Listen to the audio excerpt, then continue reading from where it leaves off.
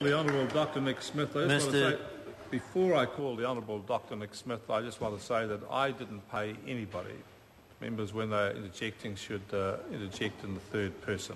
Mr Chairman, there's been many quite hysterical claims of conspiracies and the like, and I think it'd be worthwhile to simply put on the record a few of the basic facts that give a background to this bill. You see, both Labour and Green members have established that this is a very sophisticated conspiracy where the government has engineered a whole lot of groups to be anti-ECAN to enable this bill to be passed.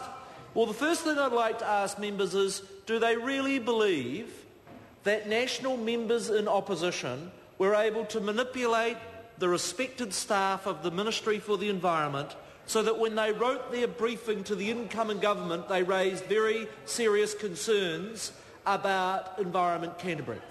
That is an extraordinary claim, and I ask members to respond to that. The second is, I would point to the Environment Court decisions and the decisions of independent commissioners who have raised serious concerns about Environment Canterbury. Are members opposite really claiming that somehow through this Roger Douglas-driven conspiracy, that somehow we've been able to manipulate the decisions of independent commissioners and the Environment Court to make critical comments of Environment Canterbury?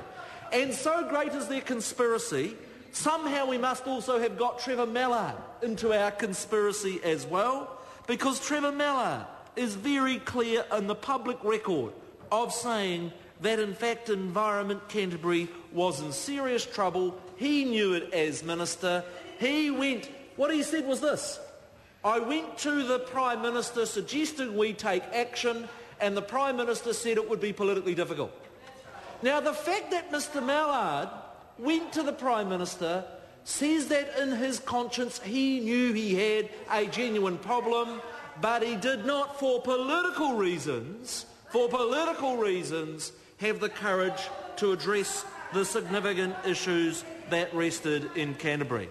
I also want to challenge members of the opposition, particularly Mr Brendan Burns, who says there's absolutely nothing in this bill that deals with issues of water quality or some of those very real issues for Canterbury. Well, I'd refer the member to the pages, many pages in Schedule 1 of the bill that the commissioners are required to have regard to in their decision-making that make absolute reference to issues of water quality, to drinking water standards, to the very essence of Indigenous biodiversity and a whole range of other key environmental factors that we are putting into law today to make progress on water.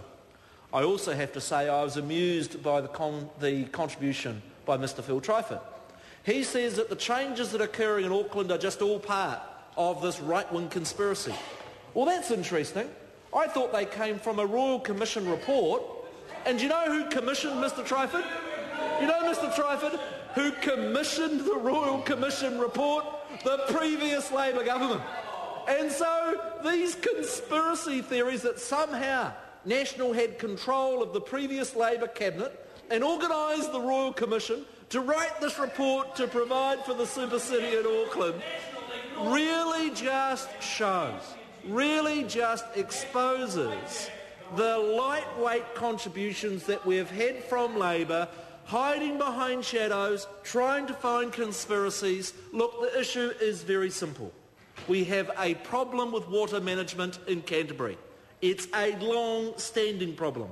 It's required addressing for years. I acknowledge Mr Brendan Burns, at least acknowledging that the previous Labour government failed to address these issues.